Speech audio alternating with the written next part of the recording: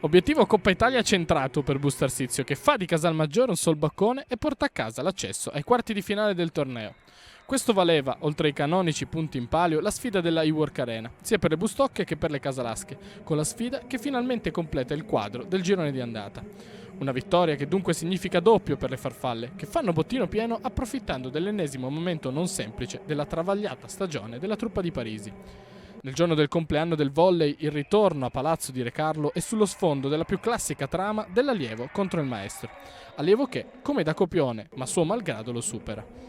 Musso dimostra di aver fatto i compiti, impostando subito la gara sulle difficoltà al servizio, ormai croniche, delle maggiorine, forte anche dell'abilità invece dai 9 metri delle proprie giocatrici. Ma le biancorosse sono ormai una squadra che propone un gran volley e il resto viene da sé. La difesa resiste, la ricezione migliora e l'attacco è letale. Inevitabilmente MVP della sfida una Alexa Gray da 25 punti in 3 set, senza contare l'ottima prova di Mingardi e le solite Olivotto e Stevanovic. Dall'altra parte a nulla valgono gli sforzi di Montibeller e la sconfitta rischia di far passare persino in secondo piano l'ottima partita di Cerrocchi, sostituta all'ultimo ma che non fa rimpiangere Stufi. Semplicemente il divario è troppo.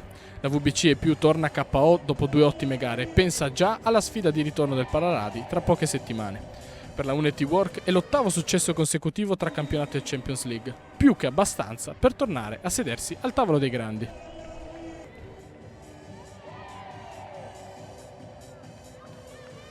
I think all credit to my team. Jordan is making it real easy, and our middles, they hold their middle, so I have one-on-ones all the time, so they're making me look really good.